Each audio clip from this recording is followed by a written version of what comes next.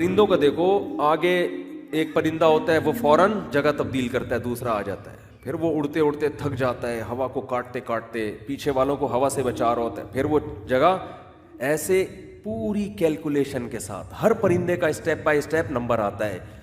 قرآن کہہ رہے اللہ نور السماوات والارض، یہ جو سیدھا راستہ کی روشنی دکھائی ہے نا، لائٹ جو ہدایت کی لائٹ ہے، ہدایت سے مراد نیچر پہ چلانے والا، اللہ کہتے ہیں وہ میں ہوں۔ وہ کون ہے؟ میرا تو کام ہی گائیڈنس کرنا ہے، وہ خدا ہو ہی نہیں سکتا جو مخلوق کو پیدا کرے اور اندھیری گلیوں میں چھوڑ دے۔ اس نے جانوروں کو بھی سکھایا کہ تم نے کیسے زندہ رہنا ہے، اس نے انسانوں کو بھی سکھایا کہ تم نے کیسے رہنا ہے، صرف زندہ نہیں، سیدھے راستے پہ کیسے چلنا ہے۔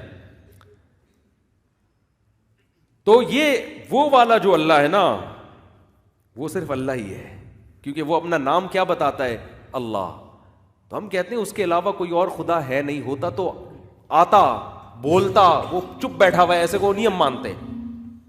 گونگے اور بہرے خداؤں کو کوئی بھی ایمان نہیں لے کر آتا، ایسے خدا پہ ایمان لایا جاتا ہے جس کا اپنے بندوں سے تعلق ہو۔ تو میں جو اصل بات کر رہا تھا، میں یہ کر رہا تھا، قرآن کا جو اصل ٹاپک ہے وہ ہے کہ کسی نے کائنات کو بنایا اور بنانے والا کون ہے؟ اللہ ہے۔ اس کا نام کیا ہے؟ اللہ۔ وہ صحیح اور غلط کو ڈیفائن کرتا ہے اور وہ بتاتا ہے کہ اللہ کے ڈیفائن کیے بغیر، اللہ کی ہدایت کے بغیر دنیا میں کوئی صحیح راستہ نہیں پا سکتا۔ من یہدہ، ہم اکثر جب بھی ہم خطبہ پڑھتے ہیں، من یہدہ اللہ فلا مضل لہ، جس کو اللہ سیدھا راستہ دکھائے اسے کوئی گمراہ نہیں کر سکتا۔ اس خطبے کا مطلب بھی اب آپ کو سمجھ میں آیا ہوگا کہ بھائی یہ لبرل لوگ، دنیا پرست لوگ نہیں ہمیں بتا سکتے کہ سیدھا راستہ کون بتائے گا؟ اللہ۔ اور جس کو اللہ بتائے گا اور وہ اللہ کی باتوں پہ یقین کر لے، اسے دنیا کی کوئی طاقت کنفیوز نہیں کر سکتی کہ یہ صحیح ہے اور یہ غلط۔ اسی کو گمراہی سے تعبیر کیا ہے، وہ نہیں کنفیوز ہے، اس کو پتا ہے 2 اور 2 4 کی طرح صحیح کیا ہے غلط کیا ہے۔ وہ ہر محفل میں بحث کر سکتا ہے، اس پر ہر جگہ ڈیبیٹ کر سکتا ہے، وہ کانفیڈنس کے ساتھ چل سکتا ہے۔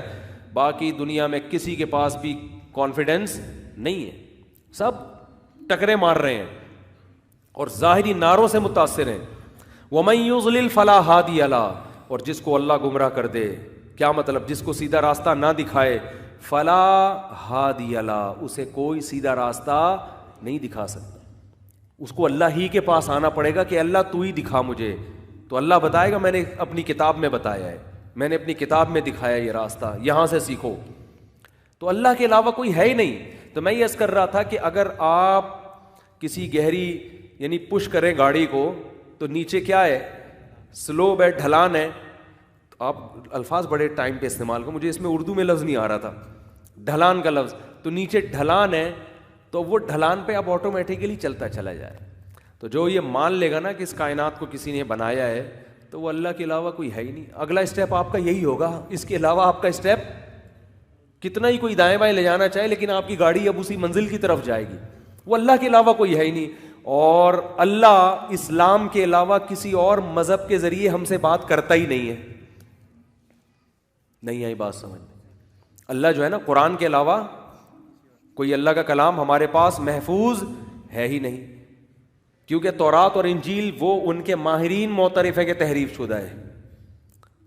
کچھ باتیں ہیں اس میں اللہ کی، کچھ کا پتہ ہی نہیں چلتا، وہ تو مضمون سے بھی پتہ چل جاتا ہے نا کہ یہ اللہ کی باتیں ہو نہیں سکتی۔